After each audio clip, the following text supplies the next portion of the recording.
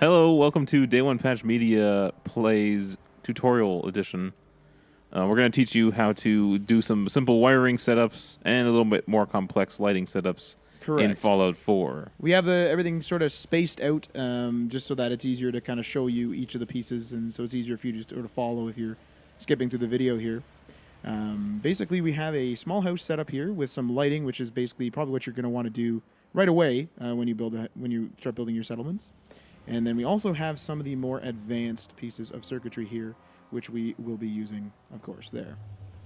Okay, so to start off, basically we have our small generator here, and it's producing 3 power. Now, there is a very distinct difference between power and power with a number, and I'll show you right here. We go into the lighting. As you can see here, this requires just a lightning bolt, and this one requires a lightning bolt with a number. So the difference here is that the lightning bolt is basically like passive power, and you'll see that in a minute. But it's basically passive power. There just basically needs to be power in the area, and the lights will work. If you have one of these with the actual number, it means you actually have to connect it. And you can see that little connector there. I'll just place one. This little connector here needs to be physically connected to this guy. And since this guy only produces 3, you can only have a maximum of 3 of these guys connected to this generator. Pretty simple. But anyway, if you want to actually light up your entire house, you don't need to go in here, and you don't need to be directly connecting. Like I said, passive power. So just to show a basic example, we'll connect it to, let's just connect it to this power pylon to make it easy. And then we'll connect it directly to this little power conduit right here. And since it's connected to the house, like I said, passive power, we actually have all of our lights on, and there's not wires directly to everything. The 2 lights on in there, 2 lights on out here, and everything's great. Now, if you actually want to create a proper like switch, you can actually turn your lights off and on. Obviously, this is outside for example purposes. You could place, there's a wall switch and that sort of thing. You could connect your power pylon, or just quite literally connect that generator directly to your switch, and then you could connect that to your power conduit, and flip these on, and the lights will actually be on. So that's a obviously very basic, very basic way to do that. These power pylons, actually, they come in a variety of sizes. I just use the small one for example purposes, but they also carry passive power. So as an example, if I were to move this closer to here, we actually see that the lights in the back are on, but the lights in the front are not. So that's just showing a bit of an area of effect of the power pylon. So that's basically all you need to know about the basic wiring. It's pretty easy. I mean, you're going to be experimenting with different power pylons and that sort of thing, but just for the basics there. So I'm going to move this thing back here, and we're going to show the variety of different sort of like circuit mechanisms that you could use for traps, or if you want to do light boxes and stuff like that. So we'll be representing that with these light boxes down there, so you can actually see what's going on with these. So basically, we're going to connect our generator to our terminal to this switch, and then I've set up a basic demo of each of the sort of more advanced pieces of circuitry. So if we go into the power, and then we go into the connectors and switches, you'll see here that in order we have the delayed off, which is this guy here. We have the delayed on, which is this guy. We have the interval switch, which is this guy, and we also have the power counter, which is this guy. And there's a brief description of each of those at the top, which you can read into your own time, but we're actually just going to show an example of each of these right now. So starting off right now, we have the delayed off switch. So if you want to actually have it so that it turns on for a moment and then immediately turns off after a certain time interval, this is the switch that you're going to want to use. And we're going to show that by go into our terminal. And as you can see here, anything that's directly connected to the terminal that is actually interactable, basically, does work with the terminal. So right now we're going to select our delay switch. And we're going to select, let's just say 10 seconds, rather. Yeah, I slipped on the button there, but that's okay. It'll just be there. See, setting time to 10 seconds. So now this guy here, this delayed off switch, is now set to 10 seconds. So it's going to stay on for 10 seconds, and then it will then turn off. So we're going to connect it to this guy here. As you can see, this is off because I haven't actually allowed the power to flow. Turn this on, and you're going to see the light boxes actually turn on for a full 10 seconds and then shut off right away this could be used for maybe some sort of alarm system if you wanted, because there are sirens in this game. And there you go. It's off. Now, very simply, I won't go too deep into this. This second one here, the delayed on, is literally the exact same thing, but the opposite. So I'm just going to turn this off so we don't have things going off by themselves. We then jump. Then connect our wire up there so we can actually use the terminal. The jumping is optional, though. Yeah, I'm saying the jumping is optional. It's the same freaking button. We do recommend it, though. Delay switch. So we'll do a bit of a faster delay this time just to show off. So we'll just do like a 2-second delay. And what this is going to do is I'm just going to connect this up, and then we'll actually fire it up. Connect to this conduit here. There we go. And then we are going to fire this up. So it should be...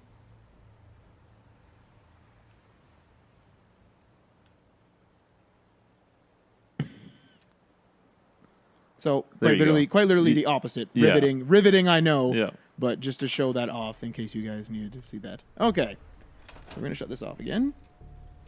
The third guy here, I actually forget the name of him, so I'm just going to take a look here. Third guy here is the interval switch. Now, this is something that people will be interested in, especially if they're making signs, because this is the guy that's going to make your signs flash, and I actually do use this on some of my signs. I'm actually not going to connect that quite yet, just so I get the interval. So you actually get a couple options with the interval switch. You get to actually set the on and the off time, so you can actually set if you want it to be like, just quick on, quick off, whatever. So set the on time. We'll set the on time just to be a bit longer, so let's just say 5 seconds, just so we can see for example purposes. And we will go back. And you can set the off time, and we'll set the off time to be rather quick. So we'll just set it to 1 second, so we can see the difference here. Okay, and we will... Now, these things are a bit finicky. I don't know. I haven't used one since before the patch. On mine, sometimes the variables wouldn't save. I don't know whether that was a glitch that was exclusive to me or whether other people were having this issue. So if it doesn't work, just sort of reset it, and it should be fine. So turn this on. You'll see it. You'll see it counting down here. See? And then it... So, basic flashing, and you can experiment with that depending on what you're looking to get here. So you can kind of create kind of a sign that just keeps going on and off. Exactly. Right? In the Starlight, if you were in my Starlight sort of read, right, I've used these to like twinkle my star. Yeah. Okay. So if we shut this off, and actually turn off the power here. Our last one here, and I'll get the proper name for it now. The proper name for this guy is the power counter. And what this basically does is it will send power after receiving power a certain amount of times. And I'll show you exactly what I mean here. So this is off now, so we connect this guy to here. Then we go into our terminal again. And we go to our power counter control. And let's say we want it to go to, let's just say 3 for example purposes.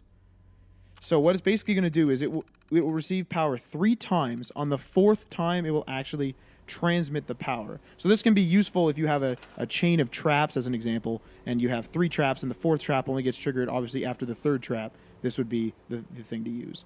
So we have that connected. We have that off. So we'll just connect this guy again to here. And there's actually a visual indicator actually on the device here where you can actually see it. So we'll flip that on. See that it rotates to 1, to off, doesn't rotate, gets power again, switches to 2, still off. Turns that, switches to 3 there. All right, and this one should actually turn on the device, and there we go. We have the light box on. It's like, and it actually resets itself back to 0, so you can actually continually.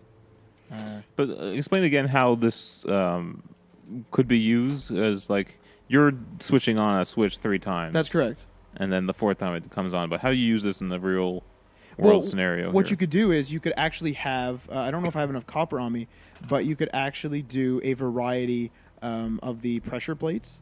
So if the one goes on, it supplies power. Exactly. They step on the next one, supplies power. It's another blast of power. And then the 3rd one, you have turrets like open fire. Yeah, so like if you had 3 walls, let's say a 3-layer wall, and if they get past the first one, the turrets aren't on yet. The second one, turrets still aren't on. 3rd one, they're like primed. fourth, they're going to fire. Mm-hmm. If somebody were to breach your wall, that's basically how we use that. These other ones are more or less, at least in my application, more or less used for just signage and these actual light boxes here. Yeah. But other than that, I'll also just show a brief demo since we are actually connected. We can remotely control the switch as well. So if you can see on my right hand side there's the 1 under that power counter. We can remotely control this switch, so that should actually change. So if we say turn all switches on, maybe it won't do it. Yeah, there we go. Yeah, right when you exit the terminal, this automatically changes to 2, so you can actually remotely change how that works. And you can also do your light box control, in case anybody... Most of this, of course, is self-explanatory. It's just sort of the circuitry that can get pretty complicated later. But you can set your color. You can set it to randomized colors. And then once you set a color, so we have red, so I'll select red again, you can choose the different brightness. So I'll make it dim this time, even though it was normal last time. And... And then that'll be... Now we'll autosave, and then and then it'll be dim. We'll fire it up for you here. There you go. See, it's a bit dimmer than it was before. But that's basically the circuitry of Fallout, really. I mean, these 4 things combined, including switches as well, like regular switches like this, will actually create some pretty cool circuits, especially with traps, and hopefully with add-ons, it will be even better. But yeah, just to clarify some of that stuff up. All right. Well, thank you, Matt. No problem. It's very fascinating. I haven't really fiddled around with the electrical systems. I basically just hook up a simple cable to my house, no switches whatsoever. Damn it, man. Power's always running, generator's always on. I leave my generators running. I don't want to be going in there and restarting like 30 generators. It'd be great if you could set like a timer so like the daytime the lights go off, and then the nighttime they come on. That's what I want to see. You could have like a really long delay, but you'd have like... Isn't there a limit to how long the delay can be, or no? There is a limit to how long the delay can be, but you can daisy chain the delay. So you could have like delay all in a row. So like these could all be delays, and then add them up. Yep.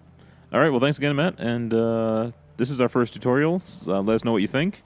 Let us know what you'd like to see us maybe take a crack at. Just in the comments below. Also subscribe to our channel. Check out our other videos. We got some Fallout settlement show-offs, I guess, or tours. Show and tells. You can check out other great videos up there as well. And please like and share with your friends. So thank you.